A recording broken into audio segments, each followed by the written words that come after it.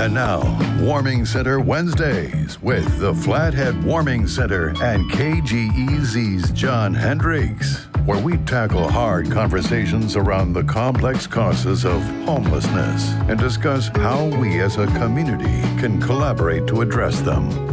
And joining me today from the Warming Center, we have the co-founder and the board president, Luke Heffernan. Good afternoon, Luke. Good afternoon, John. It's a pleasure to be here with you. I'm sure glad you are too. Tell me about how you got involved with the Warming Center. Well, I started at a young age working with homeless. I was working with the Flathead, feeding the Flathead, actually. And there would be people that would be sleeping underneath pews, just hiding out underneath the pews, and would need somewhere to go. And that was really where we saw the need. That was in 2018. And so you've been involved, at least at some degree or another, with the Warming Center from the very beginning. Yes. Yep. Me and Tanya Horn were the founders. So let's talk about this 60-day waiting period that has been decided upon. In that time, the idea is for everybody to get together and talk this out. How do you plan on addressing that? Yeah, so on July 16th, 2024, the City Council postponed the vote on the Flathead Warming Center Conditional Use Permit for 60 days. During this period, we have been asked to work with a local mediator, Mark Flateau, and our surrounding neighbors to explore collaborative solutions that can address concerns without revoking the permit or closing the Warming Center. So now Mark is going to be involved in this. We've known Mark for years as Kalispell School Superintendent and involved in the Education Foundation and many other local things. I'm not sure you could have picked a better mediator. Yeah, Mark is so great, and he's already talked with 20 of the neighbors. We just had a meeting with a few of the board members at the Warming Center, and we have a process underway with Mark right now. And, just want to take this opportunity to invite community involvement as well. There's room at the table for everybody, and we invite the neighbors and any community members if they want to be involved. Their ideas are crucial as we work towards sustainable solutions. And so if you're interested in contributing or have suggestions, please reach out to us. What about involving members of the city council and city staff and the police department? Yeah, we'd love to see them involved at this point. That's the council has asked that we would work with the neighbors and come up with a solution. But in the long run, it is going to be something that is a community thing that everybody's part of. So I guess what I'm reading from that is that the city council wants to stay independent. They want you guys to work it out and then report back to them what you figured out. Yes. Yeah. So right. in 60 days, we'll come back and show them what we've been able to work out with the neighbors and the collaboration that we've created. What sorts of things is the Warming Center advancing as to ways that we can work this out? Yeah, so we've identified 4 just main things that we really want in some way to address.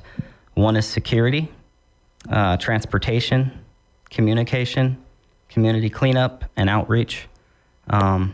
So I'd say between those 4 things, there's a lot that we can do better. There's a lot that we're already doing, and we see concerns in the neighbors, and we're excited for this collaboration. I think it's going to be a really positive thing, and I think that we can be better moving forward through all of this. We're going to make the most of it. It wasn't really the way that we would like to go about it, but hey, we're here, and we're going to do the best we can. What do you think got this off on the wrong foot?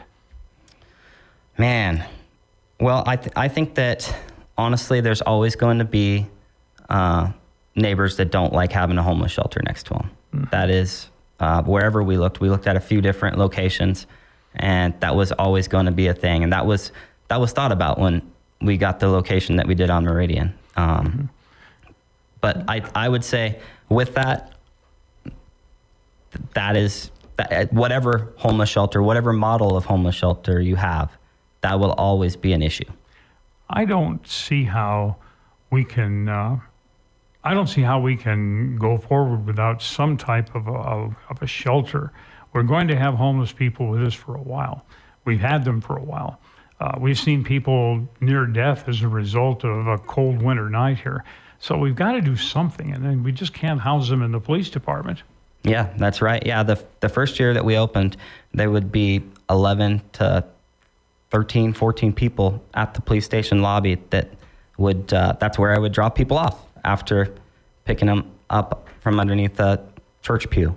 You know, we would have 30 people that we would serve a dinner to, and, you know, it'd be really cold nights. That particular year, we had 3 people that passed away in the cold. All of them were in their cars and had alcohol on board.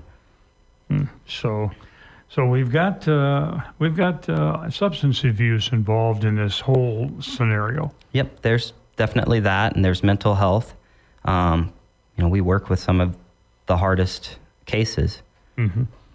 Yeah, it was one of the things that when the panhandling thing came up with the city council, I was saying I was talking with the manager at the Super One up here, and you'd see people standing out there panhandling, and he put this row of automatic machines in there, checkout machines, and I said, "So you've gone automatic? You've automated everybody?" And he says, "Look, I don't have enough people to man my cash registers. I barely have enough people to stock my shelves." And, and I said, he said, "I'm paying $25, $30 an hour."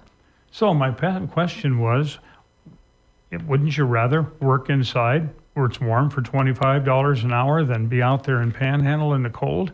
And the response I got was these people, most of them, they couldn't possibly do that job. They couldn't even scan groceries. They just don't have the mental acuity to do that.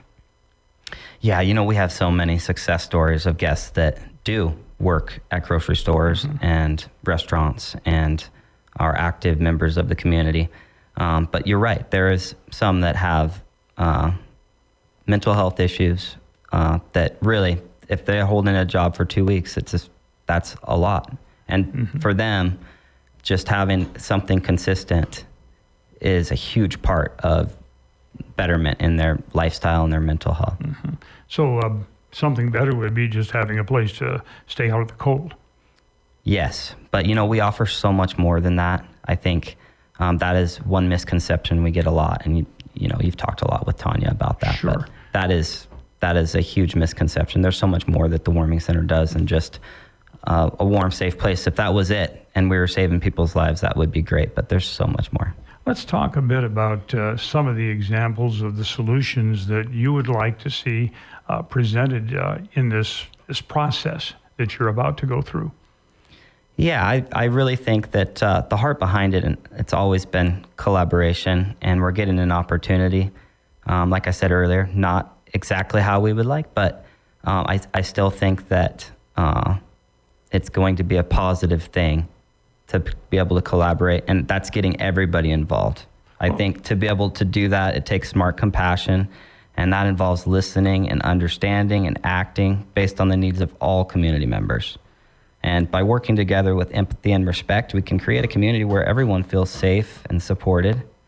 At the Warming Center, we believe in proactive communication and collaborative solutions with our neighbors and the city of Kalispell. One of the things that I discussed with one of your board members, Roger Nassett, who is a former Kalispell police chief, was the problem of people gathering outside, and that seems to be a point that causes some irritation among business owners on Meridian Road and residents in the area. And he said, well, why can't we bus people in so that we just have, just enough people who can be inside at any given time, and then bring the next group in and so on? Is that even possible? Yeah, that's on the table. And again, too, there's a lot of things. We just want to be a positive part of the community. And I think having these 4 different things that I listed earlier, being one of them is transportation. I think that is definitely part of the conversation right now with the neighbors. And then offering security is on the table. Community cleanup and outreach. Then communication is huge. What do you mean by community cleanup?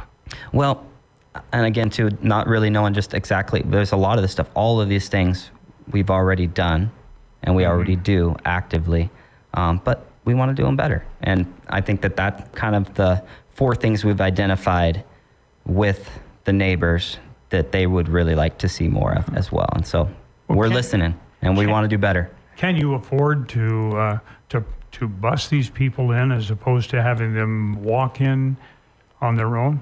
Well, I'll tell you,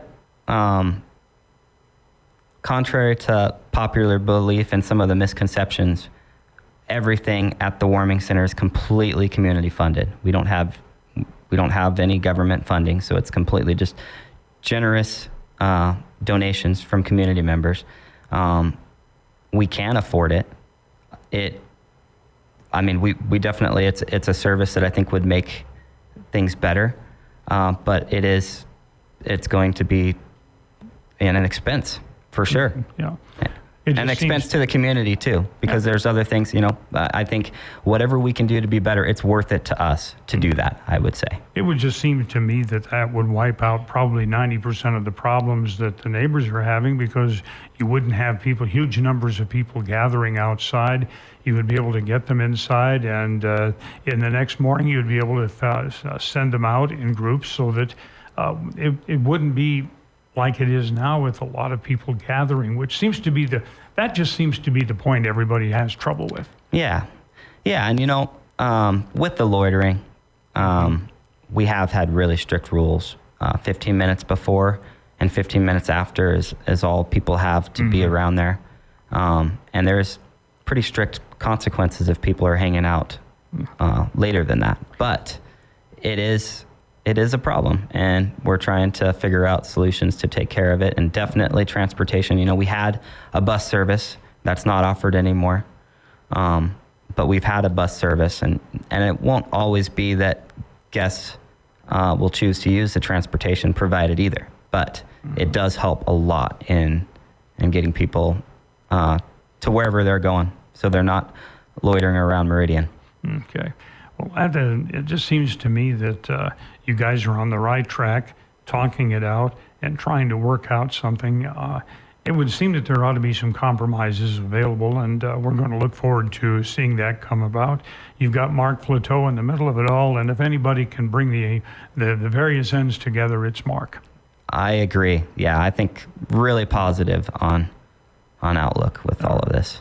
Luke Heffernan, thank you for stepping up to the plate and putting yourself in, in the middle of all this as the board chair. It's a lot of responsibility, and and you're being pummeled from 3 different sides. It's got to make you feel like maybe I should have stayed home this morning. Yeah. Lastly, I just want to say, instead of focusing on where the homeless cannot be, we urge our community and leaders to focus on where they can be safely supported. Homelessness affects us all, and together we can develop a community that has solutions. Our homeless neighbors are integral parts of our community, and it is essential that we prioritize resources and support to help them on their journey towards stability.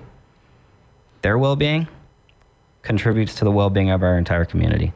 Well said. Thank you so much.